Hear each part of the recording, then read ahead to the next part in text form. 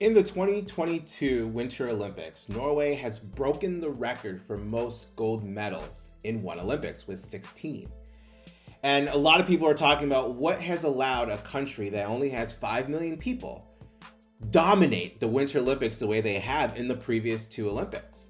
Well, their secret is a really radical and different approach to what everyone else is doing. And I believe this is the secret ingredient to top level performance and being able to do it on a consistent basis. I'm Thomas Edwards, creator and author of The One-Up Effect, helping top performers with families have fun becoming their best self through purpose, play, passion, and performance. In this video, you're gonna learn Norway's secret to success in dominating fashion and how you can apply this to your life today, no matter what you're doing.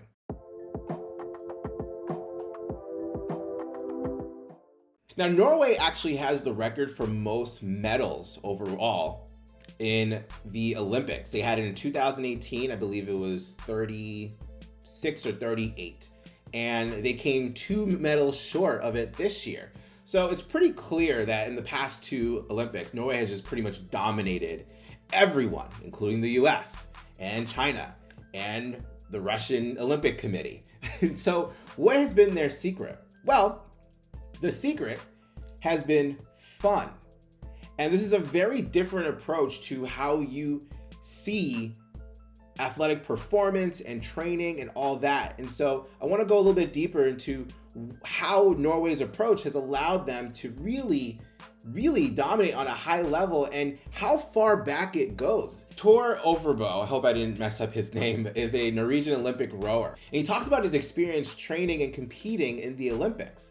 He says, the main objective for us is to make the athletes have fun all the way through the games. And that's the number one thing. But he also goes on, he says, one of the things in his three-pronged approach is to have a very high quality of daily training, which is the main thing to do to achieve development over time. And we're also very specific in the work with the competitions, preparations, and execution.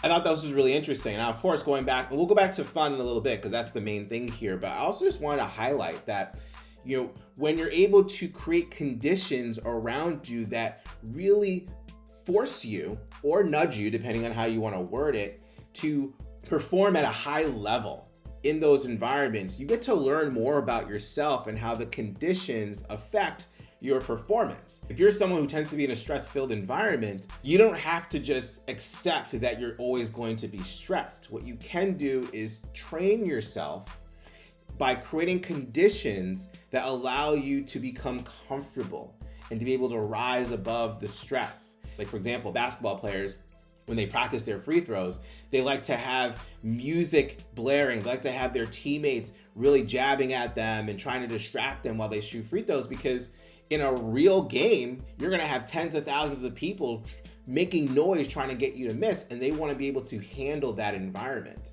And so just being in a stressful environment, accepting that you are in one, doesn't mean that you can't perform and execute at a high level in spite of that. But he also goes on to say, but there is a third area that we are very, very eager at working with, and it's to establish and develop good and safe relationships between the athletes themselves, and also between the athletes and their coaches and their staff around. This actually goes back to a lot of the times where I've talked about the importance of relationships. Relationships that are long-lasting, quality, deep, and connected are a huge component of living a happier life. When you have people in your circle who have your back, that you can be vulnerable with, you can be completely yourself, your immune system gets better, your cognitive performance increases, your ability to rise above challenges and stresses gets better, and your ability to handle adversity and stress get better as well.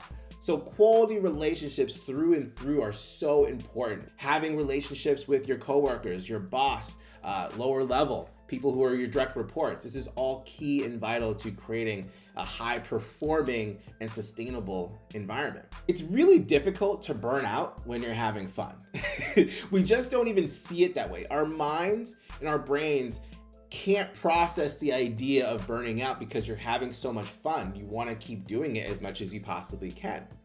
But here's what's really cool about the Norwegian model here of performance and development. So the Olympic rower goes on to say, this is part of the Norwegian sports model, all the way from the start from childhood. It should be physical activity based on fun, many types of activities, a variety, different sports. And he even goes on to say, there are lots of small competitions, but we do not track the results of the athletes. And this is really cool. So it allows people who are interested in trying out new things to try out many things as possible, to not have to worry about the results, but to really just enjoy the experience and having fun doing whatever it is they do. This is where you can really find out what you love. And when you don't have the boundaries or the nerves that go around performance that's measured, naturally you're actually going to perform at a higher level. There's less stress, there's less responsibility that's involved, and you get to really just enjoy the experience. And I think ultimately what Norway's approach really does is it takes that three-pronged approach of fun, environment, and relationships and allows them to apply it in their lives too. I mean, the last thing he says here is, many of the kids have good opportunities to realize their potential in a variety of fields, and sport is one of them. And then they'll develop their potential as humans and citizens. I think this is ultimately what we want to really focus on. When we are driven by our work, we really got to think about, is the work that we're doing allowing me to be a better person, to be a better citizen or contributor to society? Is that actually a part of what I'm doing right now? Or can I allow myself to be in a position where I can develop skills, have fun, and use that to then go out and have an impact on society the way that I feel I can? This is a really, really amazing approach from what could be seen as a small country that has clearly got it right when it comes to dominating not just sports, but the idea of overall lasting well-being. But this is my opinion. Comment below, let me know what you think about all this. Have you been following the Olympics? Have you been following Norway's journey? And what do you think about their three-pronged approach of fun, environment, and relationships, with fun being the most important thing? Do you think that is important when it comes to performance, or do you disagree? Comment below, let me know what your experience is. Please like, subscribe, hit that bell, get notified when we put out videos, which happen almost every single day. And if you found this video interesting or inspiring, please share this with someone who might find this interesting or inspiring too. I'd love to hear what they have to say and get them in the conversation. And if you'd like the exact process and science behind leveling up your health, wealth, self, marriage, family, career, have fun, and not feel the need to sacrifice personal happiness or professional ambition, you can go to thomasedwardsjr.com. Once again, this is Thomas Edwards reminding you to make life a game that you can win and have fun playing. Until next time, I'll see you around.